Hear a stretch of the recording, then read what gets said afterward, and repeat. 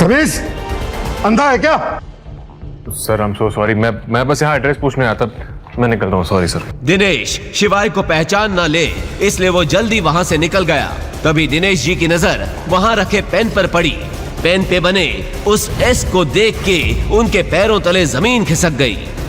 ये पेन, ये इस आदमी का पेन है।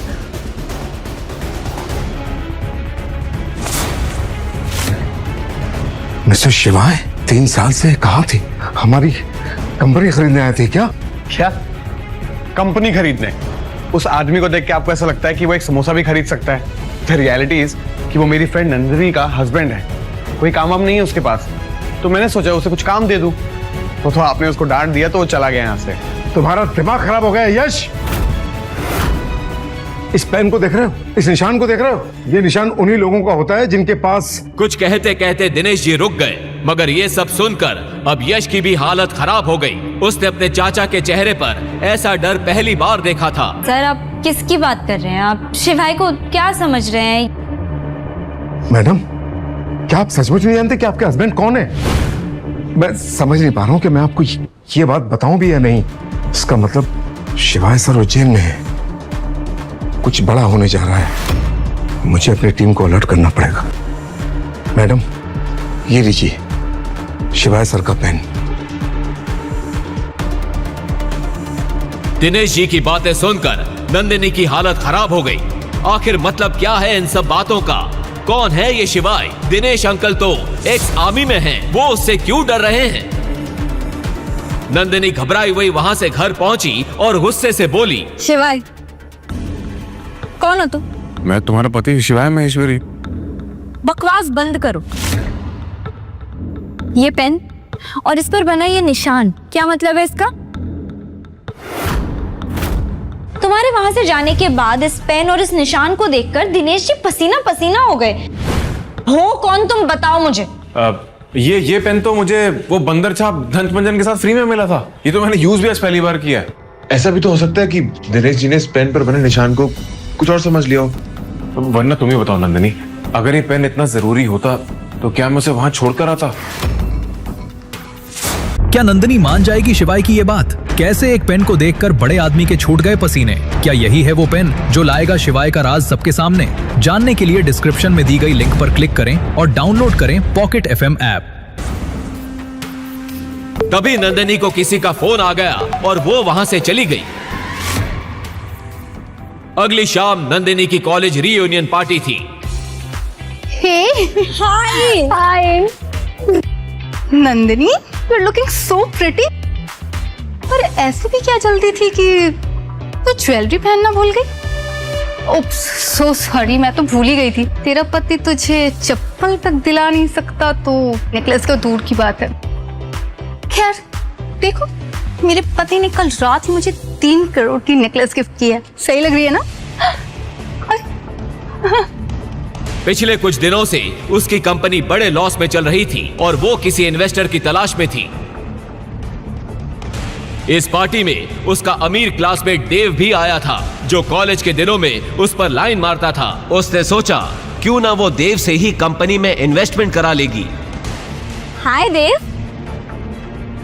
तभी उसका पति शिवाय बुके लेकर वहां आ गया। अंदर क्लब की भीड़ में शिवाय की आंखें नंदिनी को ढूंढ रही थी। जब उसने नंदिनी को एक कोने में वाइन पीते देखा, वो तुरंत दौड़कर उसके पास गया। नंदिनी उसे देखते ही नाराज हो गई। तुम यहाँ क्या कर रहे हो और ये क्या गंदे से कपड़े पहनकर आए हो? चप्पल पहनकर आ गए हो तुम? होटल वालों ने अंदर आने कैसे दिया है तुम्हें? नंदिनी, तुम अपना ये फोन भूला थी घर पर, मैं ये लौटाने आऊं तुम्हें। और ये बुके क्या है सब कुछ? तुम शायद भूल रही हो कि आज हमारी शादी की 3री सालगिरह है, इसलिए आज मैं तुम्हें अपने बारे में कुछ बताने आया हूं।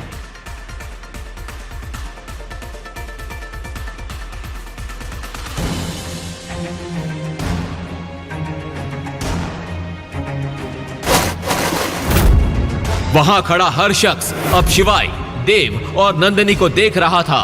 Let's dance। नंदिनी, बस एक बार मेरी बात सुन लो, मैं तुम्हें सारा सच बता दूंगा। ये फूल देख रहे हो? तुम्हारी औकात इन फूलों की तरह है मेरी जिंदगी में। निकल जाओ यहाँ से, दफा हो जाओ। नंदिनी चलो मेरे साथ। अरे क्या बवाल कर रखा है यार। नंदिनी बेबी रिलैक्स, तुम्हारा पति नकार है, मैं नहीं। बोलो कितना पैसा चाहिए, 1 करोड़, 2 करोड़ या 10 करोड़? देव, तुम मेरी मदद करोगे? ऑफ कोर्स करूंगा, आफ्टर ऑल तुम मेरी दोस्त जो हो। लेकिन मेरी एक शर्त है, 2 करोड़ के लिए तुम्हें पूरी शाम मेरी गोद में बैठना होगा। 10 करोड़ के लिए तुम्हें अपनी एक रात मेरे नाम करनी होगी। बोलो मंजूर है?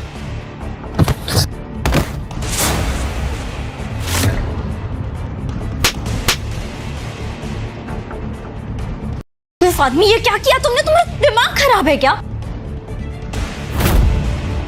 ये बेचारा मेरी मदद कर रहा था। अभी क्या, अभी माफी मांगो, माफी मांगो। माफी? मेरी चप्पल भी उससे माफी नहीं मांगी। नंदिनी तुम चलो मेरे साथ। यहाँ कौन है शिवाय महेश्वरी?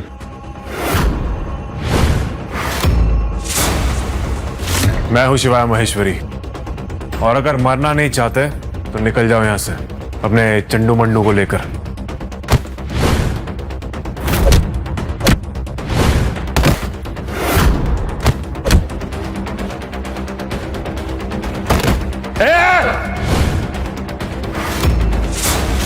बंद करो ये बच्चों का खेल, एक नहीं एक साथ सबके सब। महाकाल की सौगंध, तुम में से आज कोई भी अपने पैरों पर वापस नहीं जाएगा।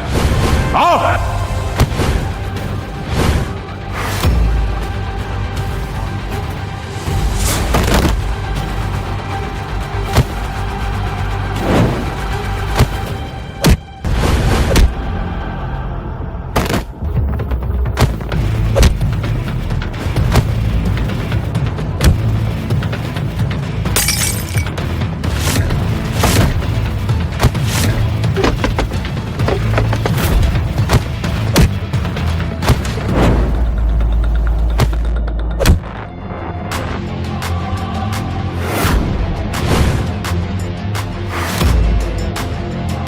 हेडशॉट, ये कैसी पलटन भेजी तूने? सबके सब माचिस के तिल्ली की तरह ढेर हो गए। क्या? ये तो मेरे सबसे खतरनाक आदमी थे, मैं खुद था। क्या? हेडशॉट? बाप रे बाप, वो तो अंडरवर्ल्ड का सबसे बड़ा गुंडा है। उसकी नजर जिस पे पड़ी समझो उसके दिन गए। तू थोड़ी देर और रुक जा, आ रहा है इन सब का पाप। थोड़ी ही देर में 10 जीपों का कॉन्वॉय पार्टी के बाहर आकर रुक गया। अंदर खड़े लोगों की सांसें थमी हुई थी। हेडशॉट क्लब के अंदर आया। देव ने आंखों से शिवाय की तरफ इशारा किया। हेडशॉट ने तुरंत अपनी गन निकाली और शिवाय पर तान दी। कैसी खिलौनी शर्त, तो आप ये शादी क्यों करवाना चाहते हैं? मैं अपनी नस काट लूंगी अगर किसी ने भी मुझे उस शिवाय से शादी करने के लिए कहा तो। Nandini please please please stop it. ये चाकू हटाओ। नहीं माँ, मेरी जिंदगी बर्बाद हो जाएगी। आपने देखा है उस शिवाय को, गरीब, अनपढ़, फटे पुराने कपड़े पहनता है। वो न जाने किस बस्ती में ले जाएगा मुझे। सब जानने के बाद भी आप लोग चाहते हो कि मैं उससे शादी करूं? पापा जी क्यों कर रहे हैं आप ये सब? क्यों अपनी पोती की जान लेना चाहते हैं आप? अगर आज के आज आपने ये रिश्ते को नहीं तोड़ा तो मैं आप पे केस कर दूंगी। चलो ठीक है, तो फिर एक केस मैं भी कर दूं तुम पे। नंदिनी की पापा की मौत से पहले क्या सच सामने आया था याद है ना? अगर चाहती हो कि वो सच दोबारा सामने ना आए तो इस रिश्ते के लिए खुद भी मान जाओ, अपनी बेटी को भी शादी के लिए मनवा लो। बुढ़ा पागल हो गया है, 101 लड़कों के रिश्ते ठुकरा चुका है। लगता है ये बुढ़ा ना अपनी पोती की शादी होने ही नहीं देगा।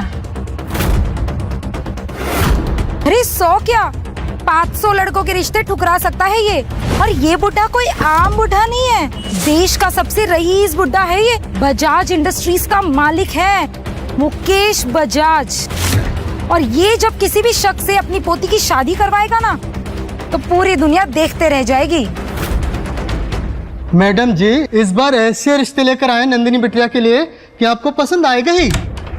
जिस तरह से मुकेश बजाज ने अपनी पोती के लिए बड़े से बड़े नाम को ठुकराया था, वो देखकर सब लोग बेसब्री से इंतजार कर रहे थे, ये जानने के लिए कि आखिर वो चाहते क्या थे। पापा जी, ये देखिए,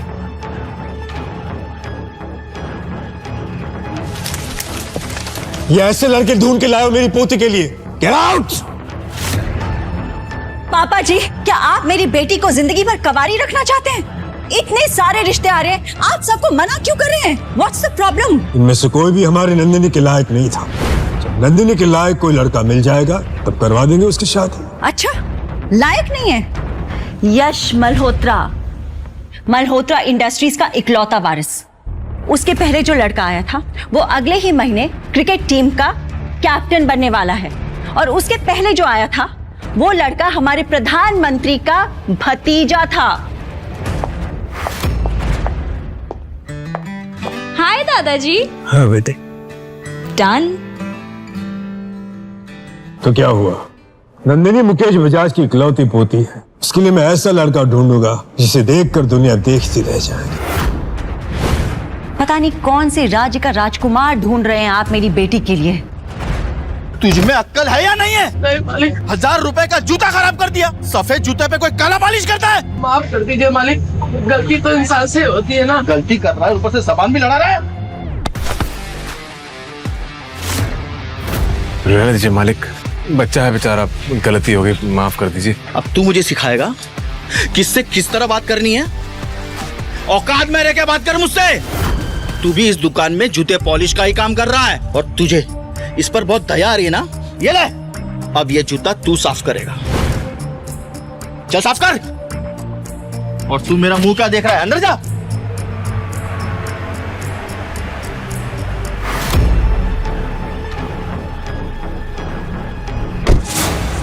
मुकेश जी, आप यहाँ क्या सेवा कर सकता हूँ? मिस्टर शिवाय, मैं मुकेश बजाज, शहर की सबसे बड़ी कंस्ट्रक्शन कंपनी बजाज कंस्ट्रक्शन का मालिक। आप प्लीज मेरी पोती नंदिनी से शादी कर लीजिए। जी, मगर आप ऐसा क्यों करना चाहते हैं? और आपकी पोती मुझ जैसे बूट पॉलिश वाले से शादी क्यों करेगी? मैं सबके सामने ये सब नहीं बता सकता। अब प्लीज मेरे साथ में आइए। शिवाय, मुझे पता है कि असल में तुम कौन हो, और ऐसे बूट पॉलिश वाले बनकर क्यों रहते हो। क्या? लेकिन आपको ये सब, बाकी का सब कुछ इसमें लिखा हुआ है।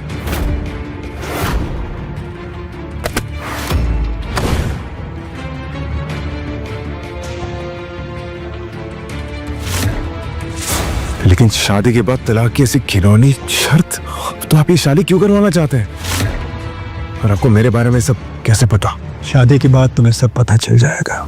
शिवाय को अपना राज छुपाने के लिए इस शादी के लिए हाँ बोलना ही पड़ा। मुकेश बजाज ने जब नंदिनी की मां रेखा को इस शादी की बात बताई तो बजाज मेंशन में हंगामा हो गया। करोड़ों के मालिक हैं हम, और आप अपनी पोती का रिश्ता एक बूट पॉलिश वाले से करके आ गए। मैं जो कुछ कर रहा हूँ सोच समझ के कर रहा हूँ। नंदिनी की शादी उस बूट पॉलिश करने वाले शिवाय के साथ ही होकर रहेगी। ये शादी बहुत ही जरूरी है। इस शादी के बाद नंदिनी की जिंदगी रातों रात बदल जाएगी। बदलेगी नहीं, बिगड़ जाएगी, बर्बाद हो जाएगी वो। आपको क्यों समझ में नहीं आ रहा पापा जी? ठीक है, अगर आप कुछ नहीं करेंगे तो मैं मम्मी जी से बात करती हूँ। मम्मी जी, मम्मी जी, मम्मी जी, देखिए ना पापा क्या बोल रहे हैं, प्लीज समझाइए इन्हें। इन दोनों की शादी होनी जरूरी है। मैंने खुद अपने खास पंडित से इनकी कुंडलियां मिलवाई हैं। उस लड़के का नंदिनी की जिंदगी में आना कोई इत्तेफाक नहीं है। ये रिश्ता खुद ऊपर वाले ने तय किया है। मम्मी जी, ये आप क्या कह रही हैं? कुंडली में जो कुछ भी लिखा रहेगा क्या हम उसे मान ले? ठीक है, अगर आप भी मेरा साथ नहीं देंगी तो कोई बात नहीं, मैं अकेले ही अपनी बेटी को इस शादी से बचा के रहूंगी। मैं अपनी नस काट लूंगी अगर किसी ने भी मुझे उस शिवाय से शादी करने के लिए कहा तो। Nandini, please please please stop it. ऐसा मत कर। Stop it, stop it, please कुछ मत करना। ये चाकू हटाओ। नहीं माँ, मेरी जिंदगी बर्बाद हो जाएगी। आपने देखा है उस शिवाय को, गरीब, अनपढ़, फटे पुराने कपड़े पहनता है वो, ना जाने किस बस्ती में ले जाएगा मुझे। सब जानने के बाद भी आप लोग चाहते हो कि मैं उससे शादी करूं? नहीं नहीं नंदिनी, तुम्हें कहीं नहीं जाना पड़ेगा। शादी के बाद शिवाय यहीं पर रहेगा हमारे साथ में। तुम्हें अपने ऐशो आराम छोड़ने की कोई जरूरत नहीं है। नहीं, मैं फिर भी उससे शादी नहीं करूंगी। और अगर दादाजी ने मेरे साथ जबरदस्ती की तो मैं अपनी जान ले लूंगी। स्टॉप इट, एक मिनट, मैं समझाती हूँ। पापा जी, क्यों कर रहे हैं आप ये सब? क्यों अपनी पोती की जान लेना चाहते हैं आप? अगर आज के आज आपने ये रिश्ते को नहीं तोड़ा तो मैं आप पे केस कर दूंगी। चलो ठीक है, तो फिर एक केस मैं भी कर दूं तुम पे। नंदिनी की पापा की मौत से पहले क्या सच सामने आया था याद है ना? अगर चाहती हो कि वो सच दोबारा सामने ना आए तो इस रिश्ते के लिए खुद भी मान जाओ और अपनी बेटी को भी शादी के लिए मनवा लो। मुकेश बजाज की इस एक चेतावनी ने रेखा का मुंह ऐसा बंद किया कि वो नंदिनी को अपने साथ लिए वहां से चली गई। ये सब क्या चल रहा है? वक्त आने पर रेखा को सब कुछ बता दूंगा, पहले शादी तो हो जाए। अब इस शादी को कोई नहीं रोक सकता था। शादी का सच बिना जाने रेखा और नंदिनी को हाँ करनी ही पड़ी। शादी का दिन नजदीक आ रहा था, पर अब तक नंदिनी शिवाय से एक भी बार नहीं मिली थी। ये बात शिवाय को अंदर से खाए जा रही थी। कल हमारी शादी है, लेकिन हमारे बीच अब तक ठीक से बात तक नहीं हुई है। ना वो मेरे फोन का जवाब देती है, ना मेरे मैसेजेस का रिप्लाई करती है। ऐसे लगता है जैसे नंदिनी मुझे अपनाना ही नहीं चाहती है। एक बार शादी हो जाने दो, नंदिनी तुम्हें अपना लेगी। आप कहना क्या चाहते हैं? आपने तो कहा था कि नंदिनी ये शादी अपनी मर्जी से कर रही है, लेकिन आपकी बातें सुनने के बाद लग रहा है कि आप उसके साथ जबरदस्ती कर रहे हैं। जबरदस्ती कर रहा हूं तो क्या? ये मेरे और मेरी पोते के बीच का मामला है, तुम बीच में मत पड़ो। मुकेश जी, आप शायद भूल रहे हैं कि मुझे अपनाना आपके परिवार की मजबूरी होगी, लेकिन मैं मजबूर नहीं हूं। अच्छा, इतना एटीट्यूड? ठीक है, तोड़ दो शादी, लेकिन फिर मैं भी लोगों को बता दूंगा कि तुम वुड पॉलिश करने वाले नहीं हो, पर असल में तुम कोई और ही हो। मुकेश बजाज ने ऐसा जाल बुना था कि कोई भी उससे बच नहीं पाया था। और अगले दिन ना चाहते हुए भी बजाज परिवार की इकलौती बेटी की शादी बूट पॉलिश करने वाले शिवाय से हो ही गई।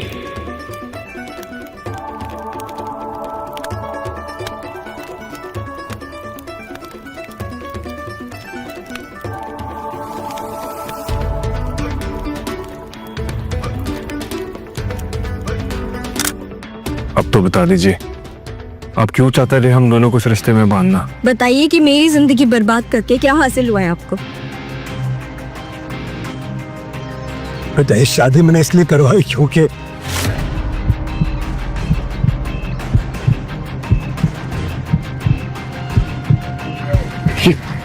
दादाजी क्या हो रहा है?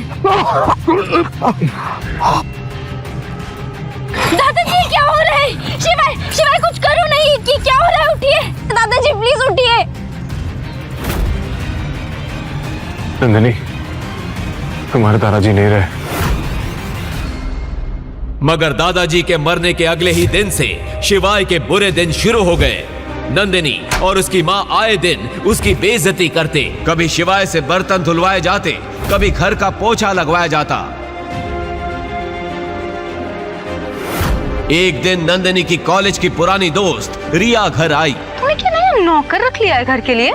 मैं नौकर नहीं, नंदिनी का पति हूँ। क्या? नंदिनी का पति? तूने क्या छुप के घर के नौकर से ही शादी कर ली नंदिनी? हाँ हाँ हाँ, वेरी फनी। मेरी किस्मत पर हंसना बंद कर तू। इस फटीचर को तलाक क्यों नहीं दे देती? दादाजी ने शर्त ही ऐसी रखी है कि मैं इसे तलाक नहीं दे सकती। छोड़ इसे। जब से पनौती आया है, ना तो दादाजी रहे और कंपनी की हालत इतनी खराब हो गई है कि क्या बताऊं। तुझे पता है, मुझे बहुत अर्जेंटली 5 करोड़ की जरूरत है। अरे तो तू यश से क्यों नहीं बात करती? वो अपना कॉलेज फ्रेंड, वो तो अभी इंडस ग्रुप का मालिक भी है। और तुझे तो याद ही है कि वो कॉलेज टाइम से तुझ पर राइट। यश ने पहले भी नंदिनी को छोटी मोटी चीजों में मदद की थी। खास बात यह थी कि नंदिनी जानती थी कि यश इन मददों के बहाने उस पर डोरे डाल रहा है और उस पर बुरी नियत रखता है। मगर वो इन सब बातों को इग्नोर करके भी उससे हेल्प लेती रही, क्योंकि उसे अपने करियर में आगे बढ़ना था। ऐसे में जब नंदिनी की मीटिंग यश के साथ फिक्स हुई तो शिवाय उसकी कार ड्राइव करके उसे ऑफिस तक ले आया। हेलो नंदिनी,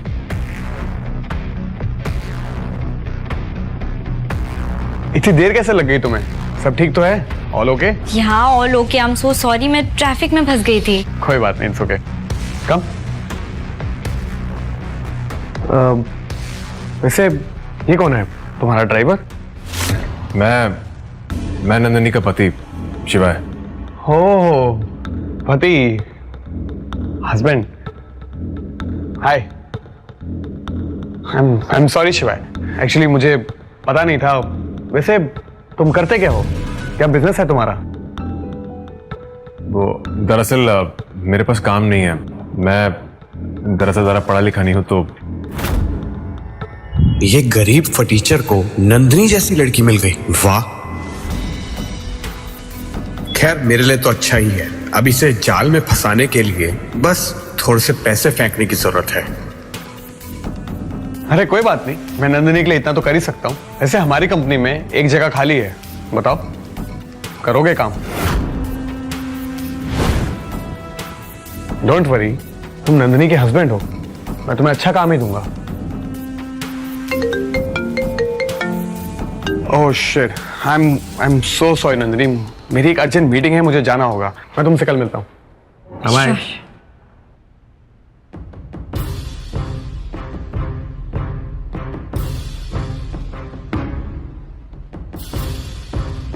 क्या जरूरत थी बताने की कि तुम मेरे पति हो? और तुमने ये भी बता दिया कि तुम्हारे पास कोई जॉब नहीं है। ये सब बताया तो बताया, जब वो तुम्हें जॉब ऑफर कर रहा था तो हाँ क्यों नहीं बोल रहे थे? कब तक तुम्हें ऐसे बैठाकर खिलाऊंगी मैं? नंदिनी, मुझे इस यश की नजर कुछ ठीक नहीं लग रही है। वो तुम्हारी कंपनी को बचाने के लिए पैसे नहीं दे रहा है, वो तुम्हें इसलिए पैसे दे रहे क्योंकि उसकी बुरी नजर है तुम पर। Shut up. तुम्हें पता भी है एक कंपनी को चलाने के लिए क्या कुछ करना पड़ता है। ऐसे निठल्लों जैसे बहाने मत बनाओ तुम। पता नहीं क्या सोचकर दादाजी ने तुम्हें मेरे सर पर सवार कर दिया है और खुद स्वर्ग से धार गए। नंदिनी देखो, ऐसी बात नहीं है। देखो, मुझे 5 करोड़ चाहिए और अगर नहीं मिले तो मुझे तुम्हारी तरह बर्तन धोने पड़ेंगे, जो मैं नहीं करने वाली। तो बेहतर यही होगा कि तुम यश का जॉब ऑफर एक्सेप्ट कर लो। पता है, अगर दादाजी की शर्त नहीं होती ना तो कब का तलाक दे चुकी होती मैं तुम्हें। ठीक है नंदिनी, मुझे तुम्हारा ऑफर मंजूर है, करूंगा मैं नौकरी। गुड। हिलना मत, मेरा नाम हेडशॉट है और आज तक मेरा निशाना कभी नहीं चूका। तुम सब लोग अपनी पार्टी एंजॉय करो, इसको तो मैं अपने ठिकाने पे ले जाके निपटाऊंगा। और अगर इसकी एक एक हड्डी नहीं तोड़ी तो कहना। अभी कुछ देर पहले ही गुंडों से लड़ने वाला शिवाय वहीं जम गया। हेडशॉट के आदमियों ने शिवाय को पकड़ लिया और वहां से ले गए। नंदिनी और देव भी उनके पीछे निकल गए। शिवाय हेडशॉट की कार के पीछे डिक्की में बंधा पड़ा था। गाड़ी एक सुनसान जंगल के बीच पहुंची।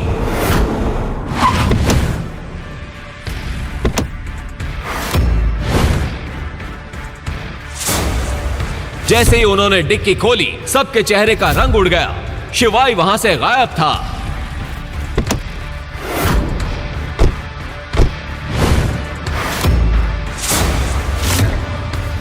ये कैसे हो सकता है? गाड़ी तो कहीं रुकी भी नहीं है। चलती हुई गाड़ी से बंधा हुआ आदमी भाग कैसे सकता है? तभी हेडशॉट की नजर वहां पड़े एक पेन पर गई। उसे देखते ही उसके चेहरे का रंग सफेद पड़ गया। ये पेन उसका है क्या? हाँ, वो भिकमंगा इसी से पेपर साइन करता है। तुम लोग जानते भी नहीं हो कि तुम लोगों ने क्या किया है। तुम लोगों ने तो मुझे मरवा ही दिया। मेरा सारा का सारा धंधा खत्म हो जाएगा। अगर तुम भी अपनी जान बचाना चाहते हो तो जल्दी से जल्दी कहीं जाकर छुप जाओ, क्योंकि अब तुम लोग भी नहीं बचने वाले हो। अवंतिका को यहां से इज्जत के साथ बाहर ले जाओ और गाड़ी में बिठाओ, शिवाय ने हेडशॉट से कहा। हेडशॉट ने तुरंत अवंतिका को बाहर गाड़ी में बैठाया और भागते हुए शिवाय के सामने वापस आ गया। खेल में अचानक पासा कैसे पलट गया था, अवंतिका को जरा भी समझ नहीं आ रहा था। वो बस खुश थी कि आज महाकाल ने एक फरिश्ते को भेजकर उसकी इज्जत और जान दोनों बचा ली थी। आप तो वही है, हेडशॉट ने शिवाय से कहा। उसकी आंखों में उसका डर साफ नजर आ रहा था, लेकिन वहां मौजूद विकी को हेडशॉट के इस डर का कारण समझ नहीं आ रहा था। इससे पहले कि वो किसी से कुछ पूछ पाता, हेडशॉट ने शिवाय के सामने हाथ जोड़ते हुए कहा, मुझे माफ कर दो मेजर, मुझसे गलती हो गई। आप मुझे सजा दो, आप मुझे जो सजा दोगे मुझे मंजूर है।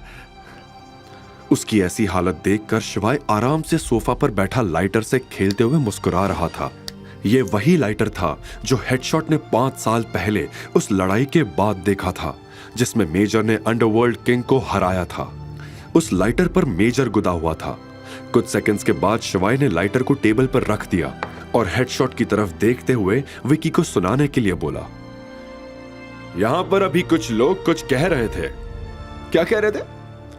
कि मुझे मेरे पैरों में गिरना होगा, मेरे बाप को भी मेरे पैरों में गिरना होगा, माफी मांगनी होगी, वगैरह वगैरह। शिवाय के मुंह से यह बात सुनते ही हेडशॉट का दिमाग और खराब हो गया। उसने गिड़गिड़ाते हुए बोला,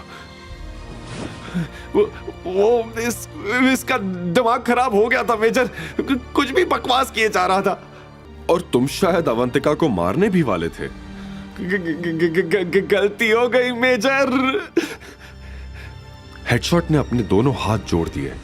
विकी को अब तक समझ में आ गया था कि शिवाय कोई छोटी मोटी चीज नहीं था। अगर विकी वक्त रहते शिवाय से माफी नहीं मांगेगा तो शिवाय इसी वक्त उसकी जान ले सकता था। ऐसे में वो भी शिवाय के पैरों में आकर गिरा और बोला, मुझे माफ कर दो, मुझसे बहुत बड़ी गलती हो गई। आगे फिर ऐसा कभी कुछ नहीं होगा। मां कसम, मैं कभी किसी लड़की के साथ ऐसा नहीं करूंगा। शिवाय ने विकी को हीन भावना से देखा और बोला, तुमने जो आज किया है वो माफी के लायक नहीं है। ऐसी हरकत तो कोई जानवर भी नहीं करता है। तुझे आज माफ कर भी दिया तो भी इस बात की क्या गारंटी है कि तू आगे से कभी ऐसा कुछ नहीं करेगा? शिवाय की यह बात सुनकर विकी सहम गया और हिचकिचाते हुए बोला, मेजर, मैं अपनी मां की कसम खा रहा हूं। मैं अपनी मां की कसम झूठी नहीं खाता। आज से हर औरत को देवी मानूंगा। शिवाय उसकी बात सुनकर मुस्कुराया और बोला, काश तुझे इस बात का एहसास पहले से होता, क्योंकि मैं तुझ जैसे राक्षस को सजा दिए बिना छोड़ने वाला नहीं हूं। उसने हेडशॉट को देखा और बोला, इस मामले में तुम मेरी मदद कर सकते हो? शिवाय का भरोसा जीतने का हेडशॉट के पास इससे अच्छा मौका नहीं था। उसने तुरंत कहा, जी मेजर, आप बस बताइए इसे कौन सी सजा दूं? शिवाय ने जवाब में गहरी सांस लेते हुए कहा, तुम तो मुझे जानते हो ना हेडशॉट, मेरी तरह सोचो और इसे सजा दो। कहकर शिवाय खड़ा हुआ और बाहर चला गया। हेडशॉट ने विकी के ही कुछ गार्ड्स को बुलाया और बोला, इसे खड़ा करो, जल्दी जाओ। गार्ड्स तुरंत विकी की तरफ बढ़ने लगे। यह सुन के विकी और भी घबरा गया और उसने कहा, नहीं, आप मेरे साथ ऐसा नहीं कर सकते। साले, ज्यादा बोल रहा है। अगर तू लड़कियों के साथ ऐसा वैसा कर सकता है तो हम भी तेरे साथ ऐसा कर सकते हैं। हेडशॉट ने चिल्लाते हुए कहा।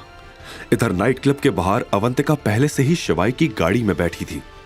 शिवाय ने भी कार में बैठने के लिए दरवाजा खोला ही था कि तभी नाइट क्लब के अंदर से विकी के चिल्लाने की आवाज आई। यह सुनकर अवंतिका ने शिवाय की तरफ देखा और बोली, ये कैसी आवाज थी? क्या पता, अंदर कुछ हुआ होगा। तुम फिक्र मत करो अवंतिका।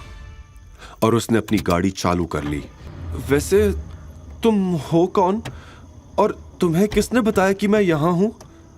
अवंतिका ने यह सवाल शिवाय से पूछा। अवंतिका के मन में यही चल रहा था कि कहीं शिवाय वही लड़का तो नहीं जिसने 12 साल पहले उससे प्रॉमिस किया था।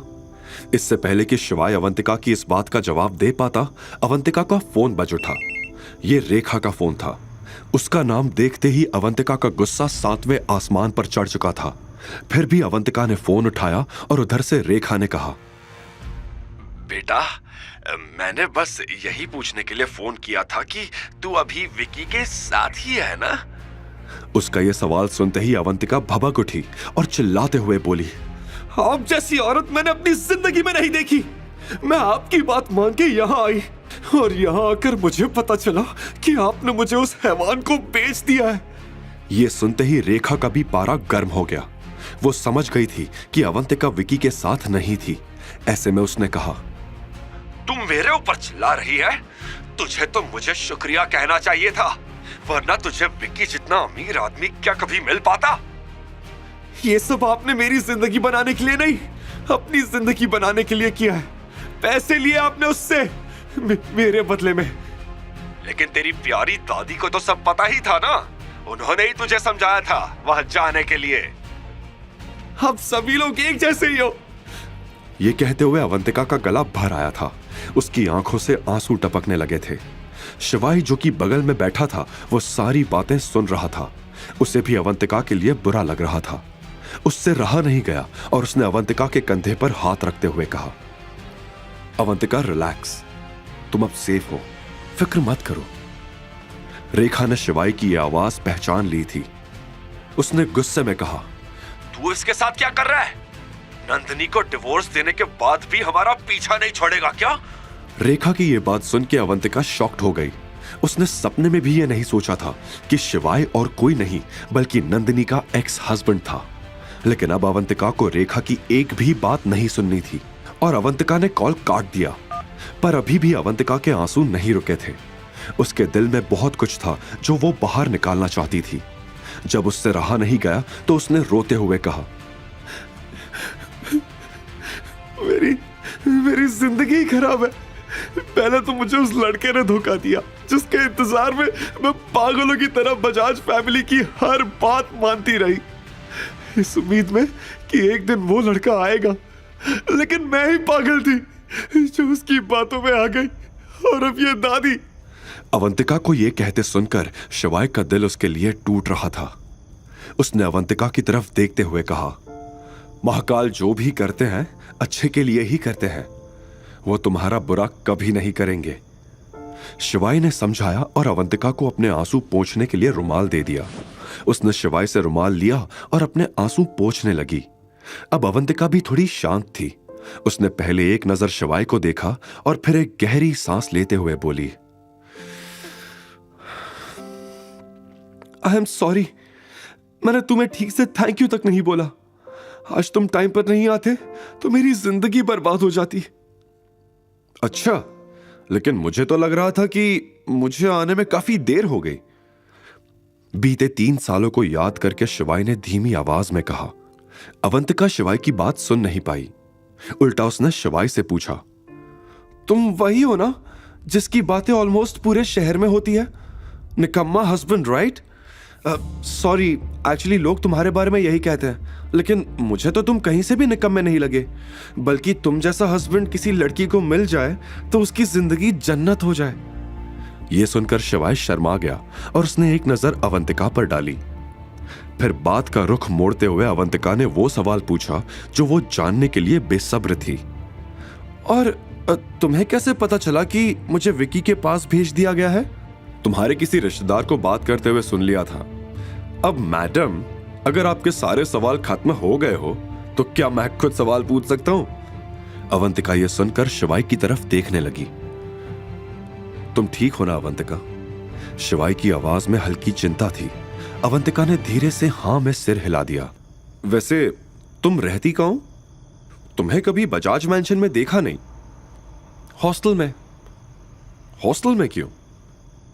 और कोई ऑप्शन भी तो नहीं है, अवंतिका ने कहा। शिवाय ने उसे 1 सेकंड के लिए देखा और बोला, तुम्हारा मन नहीं होता उस जगह को छोड़कर किसी अच्छी जगह पर रहने का? मन तो मेरा काफी चीजों का होता है, लेकिन बजाज फैमिली ने मुझे मेरे मन की कभी करने ही नहीं दी। और तो और मुझे बचपन से अपना बर्थडे तक मनाने नहीं दिया गया। रेखा आंटी का कहना है कि मैं जब से पैदा हुई हूं उस दिन से उनके परिवार को ग्रहण लगे हुए हैं। मैं उनके परिवार के लिए एक श्राप हूं। शिवाय ने यह सुनकर एक पल के लिए अवंतिका को देखा और बोला, तुमने कभी अपना बर्थडे सेलिब्रेट नहीं किया? अवंतिका ने ना में सिर हिला दिया। उसकी आंखों में उसकी उदासी साफ नजर आ रही थी। यह देखकर शिवाय ने एक गहरी लंबी सांस ली और कहा,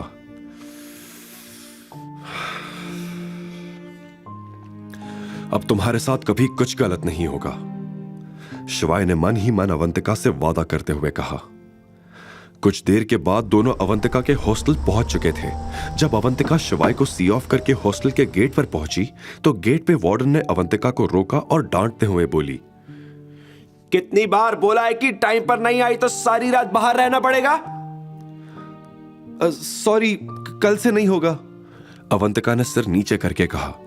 वार्डन ने गेट पर खड़ी शिवाई की गाड़ी देखी और फिर अवंतिका की तरफ देखते हुए कहा, चल अब अंदर जा, और आज के बाद मुझे मेरे हॉस्टल के आसपास ये बॉयफ्रेंड का नाटक नहीं चाहिए।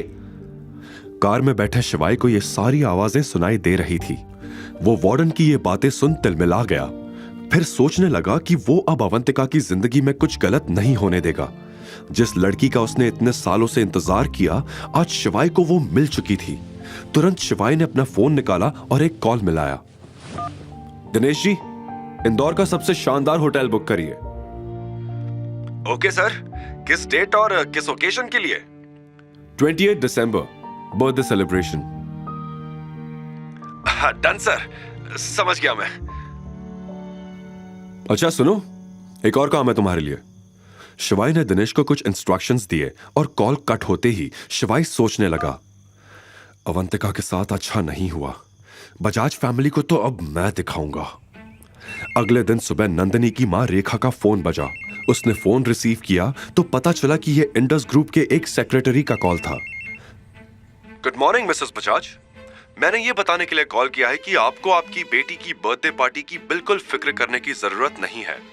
मिस्टर दिनेश सब खर्चा संभाल लेंगे और मिस बजाज के लिए एक सरप्राइज भी प्लान किया है हमने। क्या? मिस्टर दिनेश, इंडस ग्रुप के जनरल मैनेजर, मेरी बेटी के लिए? Okay okay, thank you. Yes ma'am.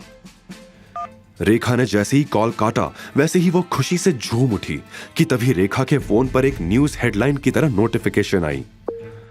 Indus group ने पूरे प्लाजा होटल को मिस बजाज की बर्थडे पार्टी के लिए किया बुक। साल का सबसे महंगा सेलिब्रेशन। ये न्यूज देखकर रेखा की खुशी का ठिकाना नहीं रहा। उसने सोच लिया था कि अब बजाज फैमिली की किस्मत बदलने वाली थी। अपनी खुशी को जाहिर करने के लिए वो दौड़कर नंदिनी के रूम में गई। सोती ही रहेगी क्या? ये देख। रेखा ने नंदिनी को जोर से हिलाया। क्या यार मम्मी, कभी तो सपना पूरा करने दो। सपने में प्लाजा होटल में मेरा बर्थडे सेलिब्रेट हो रहा था। आंखें मसलते हुए नंदिनी ने कहा, अगर मैं कहूं कि तेरा सपना पूरा हो गया तो फिर? रेखा ने पूरी बत्तीसी निकालकर हंसते हुए कहा, वो कैसे मॉम? तुझे पता है, अभी इंडस ग्रुप के जनरल मैनेजर मिस्टर दिनेश के सेक्रेटरी का कॉल आया था। वो कह रहा था कि मिस्टर दिनेश ने मिस बजाज यानी तेरे बर्थडे के लिए पूरा प्लाजा होटल बुक किया है। ये देख, लेटेस्ट न्यूज। नंदिनी इतनी एक्साइटेड थी कि उसने रेखा से फोन छीनकर यह न्यूज पढ़ी और फिर बेड पे खड़ी होकर डांस करने लगी। Oh my God, oh my God, oh my God, Mom! This is the best day of my life! देख ले बेटा, वो मनहूस शिवाय तेरी जिंदगी से गया और हमारी जिंदगी में सिर्फ खुशियां ही खुशियां आ गई। नंदिनी और रेखा की जिंदगी में ये खुशियां कितने दिन टिकने वाली थी? शिवाय किस तरह से बजाज फैमिली से बदला लेगा और इतने वक्त बाद शिवाय को मिली खुशियां क्या बरकरार रह पाए? सुबह सुबह हॉस्टल के बाहर शिवाय कैब में अवंतिका का इंतजार कर रहा था। अवंतिका हॉस्टल से बाहर निकली और ये देखकर चौंक गई कि वहां शिवाय खड़ा था। चलो मेरे साथ। लेकिन कहां? अवंतिका ने असमंजस में पूछा। क्या मुझ पर ट्रस्ट नहीं? शिवाय ने मुस्कुराते हुए कार का दरवाजा खोला। अवंतिका भी खुशी खुशी कार में बैठ गई। मैंने तुम्हारे लिए एक सरप्राइज प्लान किया है, शिवाय ने कहा। कल रात के बाद अवंतिका भी शिवाय पर भरोसा करने लगी थी, क्योंकि शिवाय ने उसे इतनी बड़ी मुसीबत से बाहर निकाला था। बिना किसी सवाल के वो चुपचाप गाड़ी में बैठ गई और गाड़ी चल पड़ी।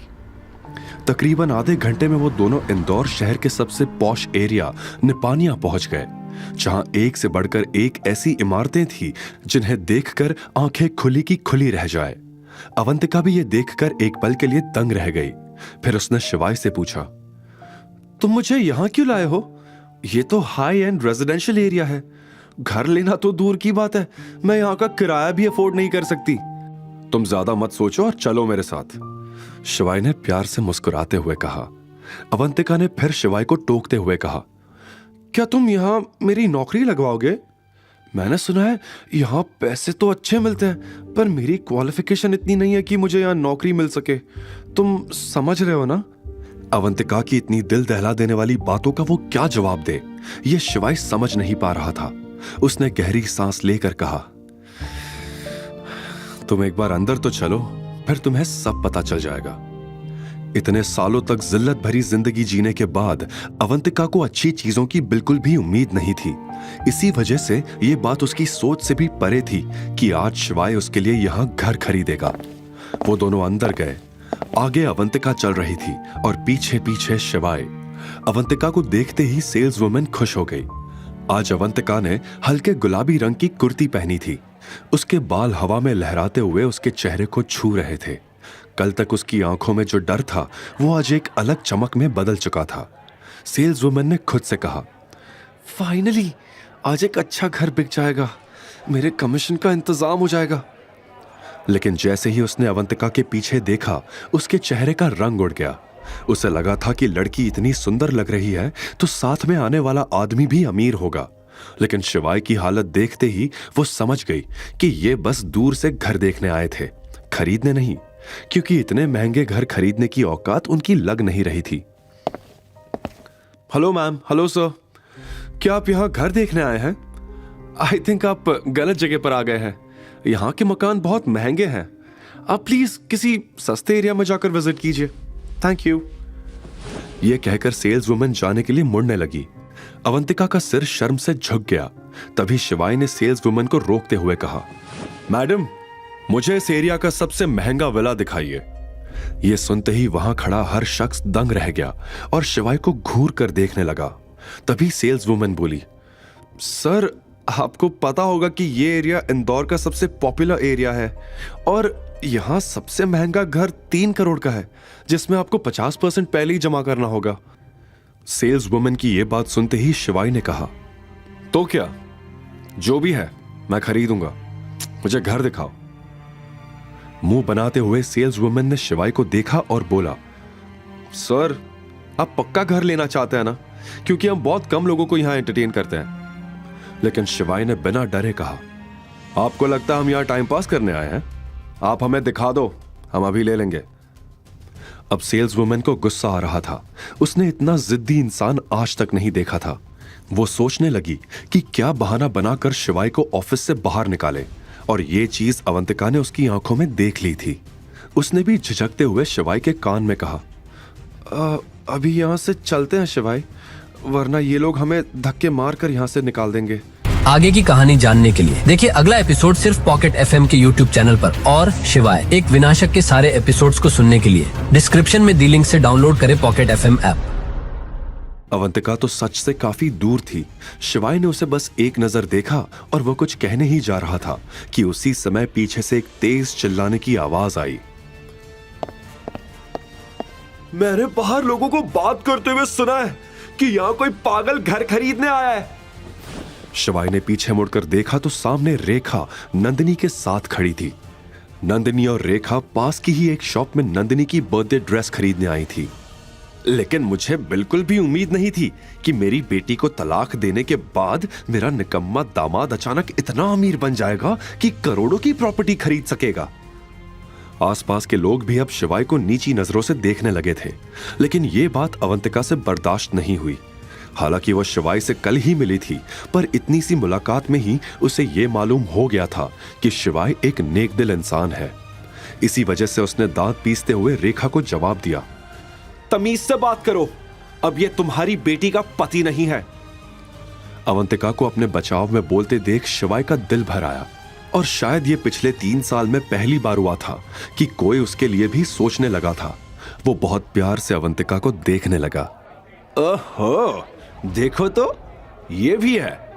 अगर तुम बोलती नहीं तो मुझे पता ही नहीं चलता कि तुम भी यहाँ हो। तुम दोनों एक साथ, ये कब हुआ? लो देख लो सब इस बेशरम को।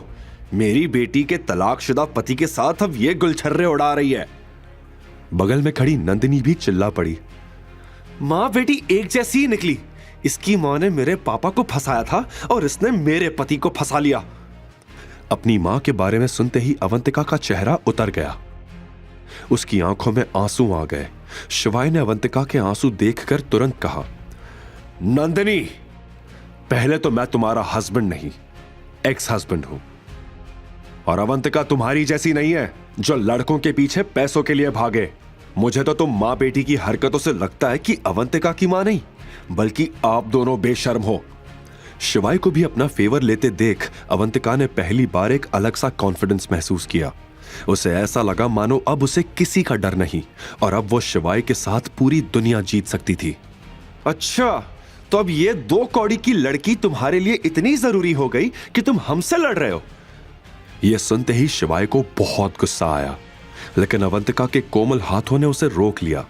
आज शायद अगर अवंतिका उसे नहीं रोकती तो वो सारी हदें पार कर देता। How impressive! अच्छा हुआ मैंने तुम्हें डिवोर्स दे दिया।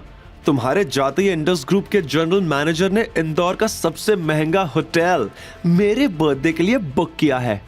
अब समझे तुम कितने मनहूस थे मेरे लिए। ये कहते हुए नंदिनी और रेखा जोर जोर से हंसने लगी। अगल बगल खड़े लोग नंदिनी को घूरने लगे। ये खबर फ्रंट पेज पर थी, इसलिए सब जानते थे कि इंडस ग्रुप ने पूरा प्लाजा होटल मिस बजाज की बर्थडे पार्टी के लिए बुक किया है। पर वो लड़की नंदिनी थी, ये देखने के बाद वहां खुसुर फुसुर होने लगी। क्या कहा तुमने? इंडस ग्रुप के मैनेजर ने होटल बुक किया है, वो भी नंदिनी तुम्हारे लिए? नहीं तो क्या अवंतिका के लिए किया है? नंदिनी चिल्लाकर बोली। शिवाय ने दिनेश को अवंतिका के लिए प्लाजा होटल बुक करने के लिए कहा था, जो हो भी गया था। लेकिन शिवाय ने दिनेश से यह भी कहा था कि ऐसा कंफ्यूजन पैदा करे जिससे नंदिनी और रेखा को लगे कि यह पार्टी नंदिनी के लिए रखी गई है। शिवाय इस वक्त अपनी आइडेंटिटी रिवील नहीं करना चाहता था, वो बस सही मौके का इंतजार कर रहा था और इसके लिए अवंतिका की बर्थडे पार्टी से अच्छा मौका और कोई हो ही नहीं सकता। अवंतिका, चलो यहां से। मुझे नहीं लगता इनके पास कोई अच्छा घर होगा भी, हम कहीं और देखते हैं। शिवाय इतना बोलकर अवंतिका के साथ वहां से जाने लगा, लेकिन रेखा अब शिवाय को इतनी आसानी से जाने नहीं देना चाहती थी, इसलिए उसने टोकते हुए कहा, फटीचर आदमी, अगर मैं तुम्हें यहां घर खरीदने का मौका दे भी दूं तो भी तुम यहां कुछ नहीं ले पाओगे। और तुम कह रहे हो कि यह जगह बेकार है। अगर औकात है तो घर लेकर दिखाओ यहां। मैं शर्त लगाती हूं कि तुम एक दरवाजा भी नहीं खरीद पाओगे। इस समय वहां खड़ा हर शख्स शिवाय पर हंस रहा था। बगल में खड़ी सेल्स वुमन भी शिवाय को घूर रही थी कि तभी शिवाय ने रेखा की तरफ देखा। तुम्हें लगता है कि मैं अमीर होने का नाटक कर रहा हूं? शिवाय ने भौहें चढ़ाते हुए कहा। अगर नहीं कर रहे तो खरीद लो ना 3 करोड़ का मकान। रेखा भी चिढ़ते हुए बोली। शिवाय को अब बहुत गुस्सा आ रहा था। उसने अवंतिका का हाथ छोड़ा और तमतमाते हुए प्रॉपर्टी डीलिंग ऑफिस से बाहर निकलकर अपनी कार में जाकर बैठ गया। देखा, मुझे पता था ये फटीचर यही करेगा। डर और शर्मिंदगी से अवंतिका को भी यहीं छोड़ गया। ले देख ले अवंतिका, किस यूजलेस इंसान के साथ थी तू। अवंतिका भी समझ नहीं पा रही थी कि आखिर शिवाय उसे छोड़कर गाड़ी की तरफ क्यों चला गया। उसने सिर झुकाया और खुद भी ऑफिस से बाहर जाने लगी कि तभी शिवाय एक ब्रीफकेस के साथ उसके सामने आकर खड़ा हो गया। कहां जा रही हो अवंतिका? अपना नया घर नहीं खरीदोगी? इतना कहते ही उसने अवंतिका को एक छोटी सी स्माइल दी और वापस अंदर ले गया। फिर उसने सेल्स वुमन के सामने 3 करोड़ रुपए रख दिए। इस वक्त सबका मुंह खुला का खुला रह गया। आखिर इतने पैसे शिवाय के पास आए कहां से? रेखा तो नोटों से भरा बैग देखकर वहीं चक्कर खाकर गिर पड़ी और नंदिनी रेखा की हालत देखकर घबरा गई, मगर रेखा बेहोश होने का दिखावा कर रही थी। मैं अभी के अभी पूरी पेमेंट कैश में करूंगा और तुम्हारा उसमें कोई कमीशन नहीं होगा। यह तुम्हारे लिए सबक है ताकि तुम आगे किसी से भी बदतमीजी करने से पहले 100 बार सोचो। शिवाय ने गुस्से से सेल्स वुमन से कहा। अवंतिका भी यह सारा मंजर देखकर चौंक गई। उसने पीछे से शिवाय की शर्ट की स्लीव्स कसकर पकड़ ली। शिवाय समझ गया था कि अवंतिका डरी हुई है, इसलिए उसने उसके हाथ पर अपना हाथ रखते हुए उसे फौरन शांत किया। नंदिनी वहीं खड़ी होकर यह सब देख रही थी। उसे बहुत जलन हो रही थी। तो मेरा शक सही निकला, तुम दोनों का अफेयर चल रहा है। ओह गॉड अवंतिका, मुझे लगता था कि तुम थोड़ी तमीजदार लड़की हो, पर मैं गलत थी। तुम्हें भी डोरे डालने के लिए मेरा ही पति मिला था। और शिवाय, डिवोर्स के समय मुझे तुम्हारे लिए बुरा लग रहा था। मैं तुम्हारी नौकरी लगवाना चाहती थी, पर तुम भी डिस्गस्टिंग निकले। अब मेरा मुंह मत देखो, आओ और मेरी मां को उठाओ। अगर ये पहले की बात होती तो शिवाय तुरंत दौड़कर रेखा को उठाता, लेकिन अब मामला बदल चुका था। शिवाय ने नंदिनी के कहने पर भी रेखा को इग्नोर कर दिया और रजिस्ट्री अवंतिका के नाम करवाने लगा। तभी वहां खुशी से भागते हुए मैनेजर आया और पूछने लगा कि किसने खरीदा वो मकान, जल्दी बताओ। सेल्स वुमन ने डरते हुए शिवाय की ओर इशारा किया। इन्होंने सर। लेकिन जैसे ही मैनेजर ने शिवाय की ओर देखा, वो बौखला गया और गुस्से से बोला, ये क्या मजाक है? इसकी हालत देखकर लगता भी है कि ये 3 करोड़ का मकान ले पाएगा। पक्का इसने ये पैसे चोरी किए हैं। जल्दी पुलिस को फोन लगाओ और इसे पकड़ कर रखो, ये कहीं जाने ना पाए। Call the police now. इतना सुनते ही अवंतिका के पैरों तले जमीन खिसक गई और बगल में खड़ा शिवाय भी शॉक्ड हो गया। अब क्या होगा शिवाय के साथ? क्या सच में उसे चोरी के इल्जाम में पुलिस ले जाएगी? अवंतिका कैसे बचाएगी शिवाय को इस मुसीबत? आप सही बोल रहे हैं, जरूर इसने ये सब कहीं से चोरी किया होगा, वरना कल तक तो ये हमारे टुकड़ों पर पलता था और एक ही दिन में इतने पैसे कहां से आ गए बताओ? मैनेजर की पुलिस को बुलाने की धमकी सुनकर रेखा झट से खड़ी हो गई और तुरंत आग में घी डालते हुए उसने ये कहा। यह बात सुनकर मैनेजर का शक यकीन में बदल गया। उसने शिवाय से पूछा, मैं फिर आपसे पूछ रहा हूं, क्या सच में ये सारे पैसे आपके हैं या नहीं? शिवाय को मैनेजर की यह बात बिल्कुल पसंद नहीं आई। उसने जवाब में कहा, अगर पैसे मैं लेकर आया हूं और मेरी ही कार से लाया हूं तो ये बिल्कुल मेरे ही है। और आप ये कैसे कह सकते हैं कि ये पैसे मेरे नहीं है? आप बिना जाने मुझ पर शक कैसे कर सकते हैं? रेखा ने अपनी बात से सभी के मन में शिवाय के खिलाफ शक भर दिया था। सभी की शक भरी नजरों की वजह से अवंतिका भी डर गई और उसने शिवाय का हाथ पकड़ लिया।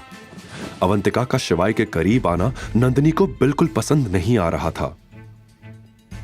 आपके पास इन पैसों का कोई रिकॉर्ड नहीं है और जैसा कि इन्होंने बोला, उस हिसाब से आपके पास इतने पैसे होना नामुमकिन है। मैनेजर ने रेखा की तरफ इशारा करते हुए कहा। तभी बीच में रेखा कूद पड़ी और बोली, ये जरूर उन्हीं लोगों के पैसे होंगे जिन्होंने इसको घर तक लिफ्ट दी थी। तेरे दोस्त थे ना वो, तूने उनसे चोरी की। अब मैनेजर को रेखा की बातों पर यकीन हो चुका था, क्योंकि उसकी नजर में भी शिवाय एक मामूली आदमी ही लग रहा था जो इतने पैसे रखने के काबिल नहीं था। ऐसे में मैनेजर ने शिवाय को धमकी देते हुए कहा, अगर अब आपने हमें सच नहीं बताया तो मैं आपको चोरी के केस में अंदर करवा दूंगा। नहीं, ये पैसे इनके ही है, अवंतिका ने जोर देते हुए कहा। लेकिन रेखा ने उसकी बात को तुरंत काटा और बोली, तो खुद हमारे टुकड़ों पर पलती है और आज एक लड़का मिला तो भूल गई खुद की सच्चाई। इस बात का अवंतिका कोई जवाब नहीं दे पाई। इन सभी बातों के बीच मैनेजर किसी के साथ फोन पर बात करने चला गया। कुछ ही सेकंड्स के बाद वो वापस आया और बोला, मैंने पुलिस को बुला लिया है, कुछ ही देर में वो आ रही हैं। इसी बीच शिवाय ने अपना फोन निकालकर दिनेश को कॉल करना चाहा, लेकिन तभी उसे पता चला कि उसके फोन की बैटरी डेड थी। यह गलती नहीं करनी चाहिए थी तुम्हें, शिवाय ने मैनेजर से कहा। मैनेजर उसकी बात सुनकर बस मुस्कुरा रहा था। कुछ ही देर बाद पुलिस भी आ गई। पुलिस को देखकर अवंतिका घबरा गई। जैसे ही शिवाय को पुलिस ले जाने लगी, वैसे ही अवंतिका मैनेजर के पास दौड़ी। प्लीज, मैं आपके सामने हाथ जोड़ती हूं, शिवाय को बचा लीजिए प्लीज। शिवाय को यह देखकर गुस्सा आया। उसने दूर से चिल्लाया, नहीं अवंतिका, यहां किसी से मदद मांगने की जरूरत नहीं है। ये सब पछताएंगे, महाकाल की कसम पछताएंगे। लेकिन अवंतिका को बिल्कुल अच्छा नहीं लग रहा था कि शिवाय को पुलिस बेवजह ही ले जा रही थी। शिवाय को जाता देख अवंतिका की आंखों से आंसू टपकने लगे। लेकिन तभी उसे यह महसूस हुआ कि वो तो शिवाय से सिर्फ एक दिन पहले ही तो मिली थी, तो उसे जाता देख वो रोने क्यों लगी थी? क्यों शिवाय को जाता देख उसका दिल दुख रहा था? यह नजारा देखकर रेखा और नंदिनी आपस में हंसने लगी और वहां से निकल गई। उधर पुलिस शिवाय को अपने साथ ले आई थी। इंटेरोगेशन रूम में शिवाय टेबल की एक तरफ चेयर पर बैठा था और दूसरी तरफ एक हाई रैंक ऑफिसर रवि बैठा था। उसकी उम्र 40 साल के करीब थी। उसके चेहरे से लीडरशिप क्वालिटी साफ झलक रही थी। ऑफिसर के पीछे 2 कांस्टेबल्स भी खड़े थे। अगर तू मुझे सब सच सच बता देगा तो हो सकता है मैं तुझे जाने दूं, लेकिन अगर मुझसे होशियारी करने की कोशिश की तो सालों के लिए अंदर डाल दूंगा। अब बता, कहां से पैसे चुराए तूने? मुझे पता है किसी के पास से भी इतने अमाउंट में कैश देखकर कोई भी उसे चोर ही समझेगा, लेकिन मैं आपको सच बता रहा हूं, ये पैसे मेरे हैं। तुझे अपनी जान प्यारी नहीं है क्या? जेल में जाने का शौक है? मैं आपको सब सच ही बता रहा हूं। आपने इंडस ग्रुप का नाम तो सुना ही होगा, वही कंपनी ना जो दुनिया की सबसे बड़ी कंपनीज में से एक है। जी हां, मैं उसका चेयरमैन हूं। जैसे ही शिवाय ने यह बात कही, वैसे ही पहले तो दोनों कांस्टेबल्स हंसने लगे। शिवाय, जो कि सीरियसली अपनी बात बता रहा था, वो भी हैरान हो गया कांस्टेबल्स का चेहरा देखकर। तभी ऑफिसर ने हाथ से इशारा करके दोनों को चुप रहने के लिए कहा और शिवाय से बोला, तू होश में तो है? देख, अगर इस बारे में झूठ बोलेगा तो अभी अंदर कर दूंगा। शिवाय ने जवाब में कहा, अगर आपको मेरी बात पर यकीन नहीं होता तो इंडस ग्रुप में कॉल करके आप पूछ लीजिए। इतनी बड़ी कंपनी का नंबर हमारे पास कैसे हो सकता है? वैसे एक बात बता, क्या डिवोर्स का इतना बड़ा सदमा लगता है कि आदमी पागल ही हो जाता है? शिवाय की आवाज अब शांत हो चुकी थी। उसने इंस्पेक्टर रवि से शांति से कहा, अगर आप मुझे मेरा फोन चार्ज करके दे दें तो मैं कॉल करके किसी को बुला लूं। शिवाय की सीरियस टोन सुनकर रवि भी गंभीर हो गया। उसने कांस्टेबल को इशारा करते हुए कहा, जा इसका फोन लेकर आ, मैं भी तो देखूं कौन है ये। कांस्टेबल बाहर गया और उसने शिवाय का फोन चार्ज किया। जब वो लौटा तो उसके हाथ में शिवाय का फोन था। उसने बिना कुछ कहे फोन शिवाय की ओर बढ़ा दिया। शिवाय ने तुरंत फोन मिलाया और उसने कुछ सेकंड्स की बातचीत के बाद कॉल काट दिया। उसके चेहरे पर गंभीरता झलक रही थी। बिना किसी झिझक के उसने फोन टेबल पर रख दिया। तभी पुलिस स्टेशन में अवंतिका एक छोटा सा बैग लिए अंदर आई। वो एक पुलिस वाले के पास गई और बोली, सर प्लीज आप शिवाय को छोड़ दो। कौन शिवाय? शिवाय महेश्वरी, अभी कुछ देर पहले ही उन्हें यहां लाया गया है। अच्छा, वो अंदर रूम में पूछताछ चल रही है। फिर अवंतिका ने अपना छोटा सा बैग उस पुलिस वाले को दिया। ये क्या है? चौंकते हुए उस पुलिस वाले ने पूछा। उसने बैग खोलकर देखा तो पता चला कि उसमें कुछ पैसे थे। ठीक है, आप वहां बैठो, मैं बताता हूं, और इस बैग को अपने पास रखिए। पुलिस वाले ने बैग को वापस अवंतिका को देते हुए कहा। अवंतिका बैग लेकर दूर किसी बेंच पर जाकर बैठ गई। तभी उसकी नजर बाहर की तरफ गई, जहां दो वकील डीआईजी के साथ दौड़े दौड़े इंटेरोगेशन रूम की तरफ भागते हुए गए। इंटेरोगेशन रूम का गेट खुला। शिवाय का चेहरा देखकर डीआईजी घबराया और आते ही रवि पर चिल्लाने लग गया, तुम्हें मालूम भी है ये कौन है? रवि डीआईजी को देखकर चौंक गया और खड़े होकर उसने सैल्यूट किया। दोनों कांस्टेबल्स ने भी रवि के साथ साथ डीआईजी को सैल्यूट किया। डीआईजी ने पूछा, किस चार्ज के अंदर तुमने इन्हें यहां पर बैठा रखा है? सर वो रवि डीआईजी को देखकर हक्का बक्का रह गया था। वो क्या लगा रखा है? ये इंडस ग्रुप के चेयरमैन है, इतनी बड़ी गलती कैसे कर सकते हो तुम? अब रवि बोलता भी तो क्या। इस बीच शिवाय ने कुछ नहीं कहा, लेकिन शिवाय के चेहरे से डीआईजी को यह एहसास जरूर हो चुका था कि वो खुश नहीं था। ऐसे में डीआईजी ने शिवाय से कहा, आप बाहर आराम से बैठिए, मैं इनसे बात कर लेता हूं। शिवाय ये बात सुनकर खड़ा हुआ और बाहर चला गया। डीआईजी ने वकील को इशारा किया। वकील ने रवि को कुछ पेपर्स दिए। एफआईआर लिखी? डीआईजी ने रवि से पूछा।